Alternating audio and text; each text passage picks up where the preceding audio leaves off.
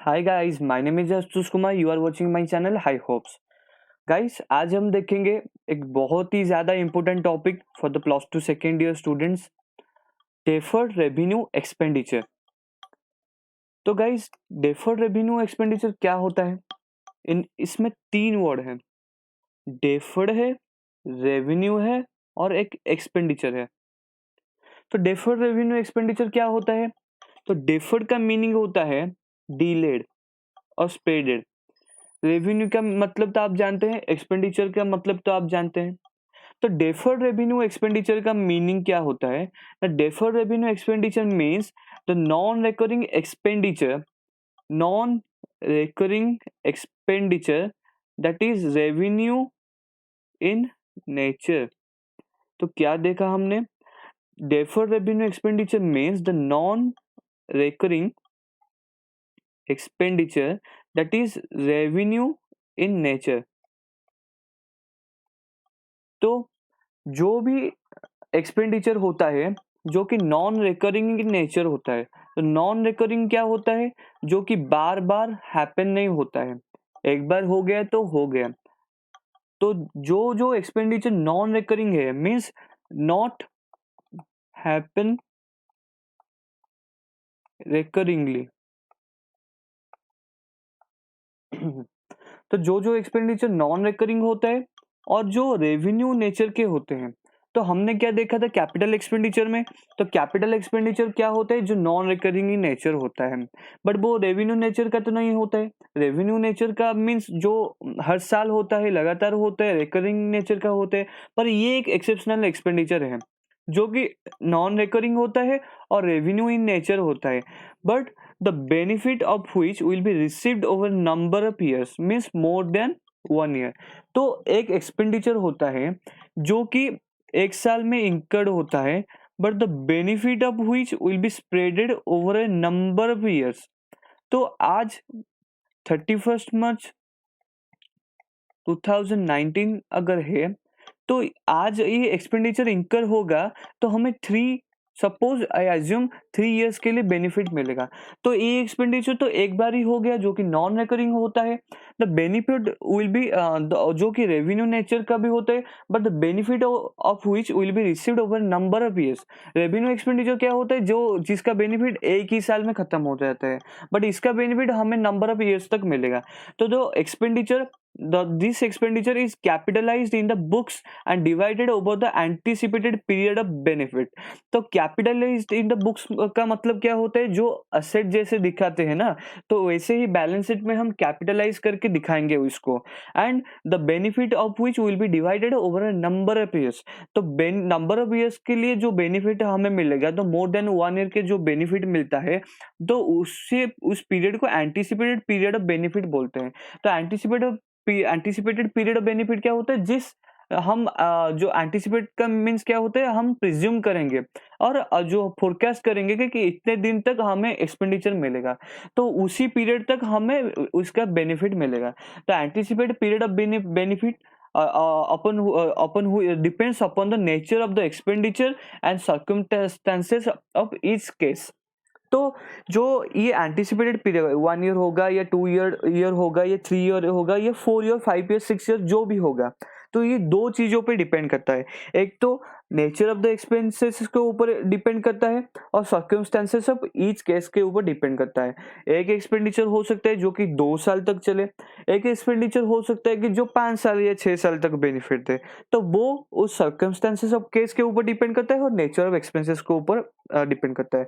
तो ये expenditure normally क्या होता है? Spreaded over the 3 to 5 years के बीच में होता है। तो 3 to 5 ईयर्स का नॉर्मली इसका बेनिफिट हमें मिलता है। एक्सपेंडिचर जो डेफर्ड रेवेन्यू एक्सपेंडिचर का बेनिफिट होता है, तो उसके फीचर्स क्या क्या होते हैं?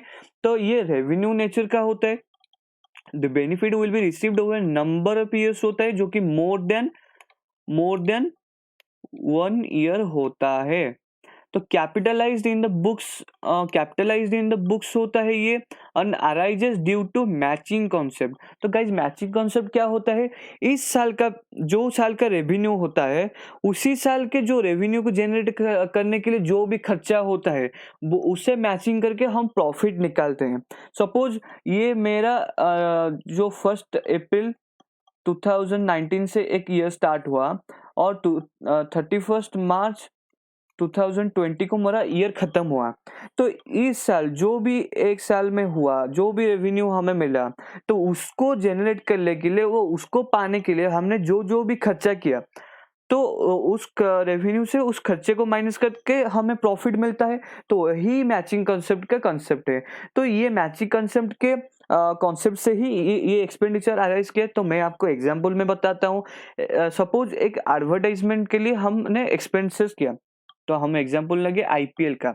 तो आईपीएल में आपने देखा होगा, ये आईपीएल वीवो ने स्पॉन्सर किया।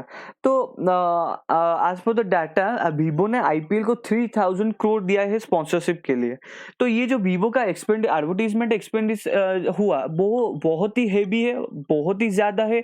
तो ये एक्सपेंडिचर जो 3000 का है, ये इसका बेनिफिट तो एक साल में नहीं एडजस्टेड होगा, नंबर ऑफ ईयर्स के लिए वीवो को मिलेगा। सपोज 3 इयर्स के लिए मिलेगा, तो 3 इयर्स के लिए मिलेगा। तो कॉन्सेप्ट क्या कहता है, मैचिंग कॉन्सेप्ट। तो जिस साल का रेवेन्यू है उसी साल के एक्सपेंडिचर के साथ उसे मैचिंग करना है। तो ये जो 3000 का जो एक्सपेंसेस वीवो ने इनकर किया एडवर्टाइजमेंट के लिए, अगर हम एक ही साल और पहले साल में दिखा देंगे तो मैचिंग कॉन्सेप्ट वायोलेट होगा। तो इसीलिए हमने क्या किया, तो ये जो 3000 का हमने जो एडवर्टाइजमेंट एक्सपेंडिचर इनकर किया, तो उसका बेनिफिट 3 इयर्स में एडजस्टेड होगा। तो उसे 1000 और 1000 के 3 पार्ट्स में हम डिवाइडेड कर देंगे। तो ये एक फर्स्ट ईयर में, ये सेकेंड ईयर में और ये थर्ड ईयर में एडजस्टेड हो गया। तो ये कैसे करेंगे हम नीचे देखेंगे। उसका एग्जाम्पल हम डेफर्ड रेवेन्यू के जो एक्सपेंडिचर है उसका कुछ एग्जाम्पल देख देते हैं। तो ये हैवी एक्सपेंडिचर ऑन एडवर्टीजमेंट जो मैंने वीवो आईपीएल के बारे में बोला। Expenses on the issue of shares और डिबेंचर, जब शेयर्स और डिबेंचर्स इशू होते हैं उसमें बहुत सारे एक्सपेंसेस लगते हैं, जैसे कि अंडरराइटिंग कमीशन लगता है, वो रजिस्ट्रेशन चार्जेस वगैरह भी लगता है, बहुत सारे एक्सपेंडिचर लगते हैं। और discount on issue of share, तो discount on issue of shares और डिबेंचर क्या होता है, जो शेयर हम इशू करते हैं उसमें कुछ डिस्काउंट हमें देना पड़ता है। तो इसका बेनिफिट तो एक साल में एडजस्टेड नहीं होगा, नंबर ऑफ ईयर्स में एडजस्टेड होगा। तो इसे भी हम डेफर्ड रेवेन्यू एक्सपेंडिचर ट्रीट करते हैं। तो नेक्स्ट क्या है, प्रीलिमिनरी एक्सपेंसेस है। प्रीलिमिनरी एक्सपेंसेस क्या है, जो कंपनी को तैयार करने के लिए pre incorporation period, pre incorporation mean company के एग्जिस्टेंस से पहले जो जो भी खर्चा होता है कंपनी को एग्जिस्टेंस में लाने के लिए, उसे हम प्रीलिमिनरी एक्सपेंसेस बोलते हैं। तो premium on redemption of debenture और प्रेफरेंस शेयर भी हो सकता है यहाँ प्रेफरेंस शेयर भी हो सकता है। तो जो डिबेंचर वगैरह होते हैं और शेयर वगैरह होते हैं उनका भी एक स्टिपुलेटेड लाइफ होता है। तो उस नंबर ऑफ जो लाइफ है इन सबका, वो जब एडजस्टेड होता है उन्हें रिडेम्पशन करना पड़ता है, पेमेंट और रीपेमेंट करना पड़ता है। तो उसमें एक प्रीमियम का कॉन्सेप्ट आता है जो कि हम फर्दर वीडियोस में कवर करेंगे। तो हमने क्या क्या एग्जाम्पल देखा, heavy expenditure on the advertisement, ये बहुत ही इंपॉर्टेंट है। और ये जो expenditure on the issue of share और डिबेंचर होता है, discount on issue of share और डिबेंचर होता है, प्रीलिमिनरी एक्सपेंसेस होता है, प्रीमियम ऑन रिडेम्पशन डिबेंचर होता है। ये सब एग्जांपल आप देख लेंगे। अगर 2 मार्क में ये क्वेश्चन आता है तो आप ये जो डेफिनेशन लिखकर उसमें उसके साथ फीचर भी लिख सकते हैं। अगर आपके पास टाइम हो तो एग्जाम्पल थोड़े 1-2 एग्जाम्पल भी आप लिख सकते हैं। इस फीचर्स में से 2 और एक्सपेंडिचर में से 2, एग्जाम्पल्स में तो 2। तो उसका फर्दर जर्नल एंट्री क्या होता है हम देखेंगे। फर्स्ट बैलेंस शीट देख लेते हैं। तो बैलेंस शीट में हमने इसको कैसे ट्रीट करना है, तो बैलेंस शीट में इस एक्सपेंडिचर को हमें एसेट साइड में दिखाना है। क्या, किस हेड में सर, मिसलेनियस एक्सपेंडिचर के हेड में हमें इसे दिखाना है। तो जो भी डेफर्ड रेवेन्यू एक्सपेंडिचर होगा वो मिसलेनियस एक्सपेंडिचर के हेड में हम asset side of the balance sheet में दिखाएंगे फॉर द ईयर एंडेड जो भी होता है। तो ये जो एक्सपेंडिचर होगा उसका ओपनिंग बैलेंस होगा, जैसे कि 31 मार्च 2020 के लिए हम बैलेंस शीट प्रिपेयर कर रहे हैं वीवो का। तो उसका 1 अप्रैल 2019 से ईयर स्टार्ट होगा, तो जो भी ओपनिंग बैलेंस होगा वो हम इनर कॉलम में दिखा लेंगे और लेस क्या कर देंगे, जो करंट ईयर का जितना भी रिटर्न ऑफ होगा, जो जितना भी करंट ईयर का हमें बेनिफिट मिलेगा वही अमाउंट हम यहाँ पर लेस कर देंगे और रिटर्न अप कर देंगे। जो भी नेट अमाउंट होगा वो बैलेंस शीट के एसेट साइड का टोटल जो कॉलम होता है अमाउंट कॉलम उसमें दिखा देंगे। तो बैलेंस शीट का ट्रीटमेंट भी हमने देख लिया। तो जर्नल एंट्री क्या क्या हम पास करेंगे, तो जर्नल एंट्री क्या क्या पास करेंगे ना, deferred revenue expenditure account debited to profit and loss account. ये तो जो अमोर्टाइजेशन होगा, जो स्प्रेडेड ओवर होगा, जो एडजस्टेड हम जो बेनिफिट करेंगे उसके लिए जो एंट्री है, जो रिटर्न अप करने के लिए एंट्री होता है। तो डेफर्ड रेवेन्यू एक्सपेंडिचर भी इंकर्ड हुआ होगा, तो हम क्या लिखेंगे, तो डेफर्ड रेवेन्यू, सॉरी गाइस ये एंट्री थोड़ा गलत है, ये एंट्री क्या होना चाहिए ना, profit and loss account debited to deferred revenue expenditure account. तो ये एंट्री रॉन्ग है, आप नहीं लिखेंगे। तो profit and loss account debited to deferred revenue expenditure होगा, ये एंट्री का उल्टा ही होगा। तो प्रॉफिट एंड लॉस अकाउंट क्यों डेबिटेड होगा, क्योंकि हम इसे एक्सपेंडिचर के बारे में, जो रिटर्न ऑफ होगा एक्सपेंडिचर के टाइप में ट्रीट करेंगे। और जो डेफर्ड रेवेन्यू एक्सपेंडिचर जब हम करे होंगे तो उसका एंट्री क्या हुआ होगा, तो deferred revenue expenditure account, revenue expenditure account debited to, हमने कैश और बैंक में जो पेड किया होगा, कैश और बैंक अकाउंट, और अगर क्रेडिट में हो तो क्रेडिटर्स अकाउंट। तो हमने जब डेफर्ड रेवेन्यू एक्सपेंडिचर इंकर्ड किया तो उसका एंट्री क्या होता है, deferred revenue expenditure account debited to cash, bank और क्रेडिटर्स अकाउंट। तो ये जो उसका जो रिटर्न अप करेंगे हम, ईयरली जो रिटर्न अप करेंगे तो उसका एंट्री क्या होगा, profit and loss account, profit and loss account debited to deferred revenue expenditure account. उसका नैरेशन क्या होगा, being deferred revenue expenditure written off. तो ये एंट्री बहुत ही इंपॉर्टेंट है, आप इसे लिखेंगे 4 या 6 मार्क्स के क्वेश्चन के लिए। तो फिर से मैं रिपीट कर देता हूं, जब डेफर्ड रेवेन्यू एक्सपेंडिचर इनकर्ड होगा, deferred revenue expenditure account debited to cash, bank और क्रेडिटर अकाउंट, क्योंकि एक्सपेंडिचर हमने इनकर्ड किया वो डेबिट हुआ और उसके बदले में कैश दिया या बैंक दिया और क्रेडिटर आया उसको हम क्रेडिट करेंगे। तो डेफर्ड रेवेन्यू एक्सपेंडिचर वंस 3000 हमारा इनकर्ड हो गया तो उसे हम 3 साल में रिटर्न अप करेंगे, जो वीवो आईपीएल का हुआ था। तो प्रॉफिट एंड लॉस अकाउंट में कितने लेंगे 3000 को 3 में डिवाइड कर देंगे, जितने ही नंबर ऑफ ईयर्स में हम एडजस्ट करेंगे। तो 1000 पीएल अकाउंट में जाएगा डेबिट साइड में, और डेफर्ड रेवेन्यू एक्सपेंडिचर को हम 1000 रिड्यूस कर देंगे और रिटर्न अप कर देंगे, जो कि मैंने बैलेंस शीट में आपको दिखा लिया था। तो जो भी ओपनिंग अमाउंट था 3000 का, तो उसमें 1000 हमने रिटर्न अप कर लिया। तो बैलेंस शीट के अमाउंट में कॉलम में क्या जाएगा, 2000 जाएगा। तो प्रॉफिट एंड लॉस अकाउंट में कैसे हम दिखाएंगे, टू डेफर्ड रेवेन्यू एक्सपेंडिचर 1000 दिखाएंगे, ठीक है। तो डिस्क्लोजर क्या हुआ, बैलेंस के एसेट साइड में दिखाएंगे under the head miscellaneous expenses. तो फिर से हम रिकैप थोड़ा कर देते हैं। डेफर्ड रेवेन्यू एक्सपेंडिचर क्या होता है, जो कि नॉन रिकरिंग इन नेचर होता है और एंड रेवेन्यू इन नेचर होता है। जो भी नॉन रिकरिंग होता है, जो कि बार बार नहीं होता है, और रेवेन्यू क्या होता है, जो कि एक साल में ही इनकर्ड होता है, but the benefit of which will be received over number of years, जो बट जिसका बेनिफिट हम मोर देन 1 ईयर में एडजस्टेड करेंगे। तो this expenditure is capitalised in the books of account and divided in the over the anticipated period of benefit. तो हमने देख लिया, जो वीवो आईपीएल के केस में 3 इयर्स के लिए जो एंटिसिपेट हमने किया था बेनिफिट एडजस्टेड होगा। तो बट नॉर्मल इन बिजनेस हम जो कस्टम में करते हैं वो 3 to 5 ईयर में ये एडजस्टेड कर देते हैं।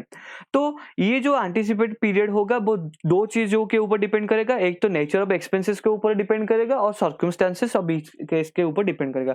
तो सेकंड में हमने देख लिया फीचर्स क्या होता है, ये रेवेन्यू नेचर का होता है, benefit number of over a number of year में एडजस्टेड होगा, जो कि मोर देन 1 ईयर होता है, capitalised in the books of accounts होगा, और arising due to matching concept होता है। ये आपने लिख लिया ना, एग्जामिनर का दिल खुश कर देना है। तो एग्जाम्पल क्या क्या होता है, heavy revenue, heavy expenditure on advertisement होता है, discount and expenses on the issue of shares and debenture होता है, premium on redemption of debenture होता है, प्रीलिमिनरी एक्सपेंसेस होता है, एक्सेप्शनल रिपेयर्स ऑन मशीनरी भी हो सकता है, जो कि हमारे फोनी हुआ था, एक जो साइक्लोन हुआ था पुरी में, तो बहुत सारी चीजें हमारे डैमेज हो गए, उससे जो वो एक्सेप्शनल मैटर का हुआ था, तो उसे रिपेयर करने के लिए जो भी एक्सपेंसेस हुआ वो भी डेफर्ड रेवेन्यू एक्सपेंसेस के दायरे में आता है। तो डेफर्ड रेवेन्यू एक्सपेंसेस का एंट्री हमने क्या देखा, मैं फिर से लिख देता हूँ फर्स्ट पेज में। तो deferred revenue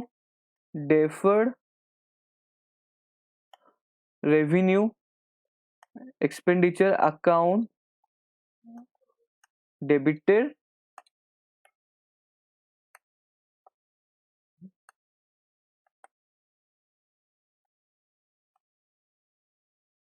deferred revenue expenditure account debited to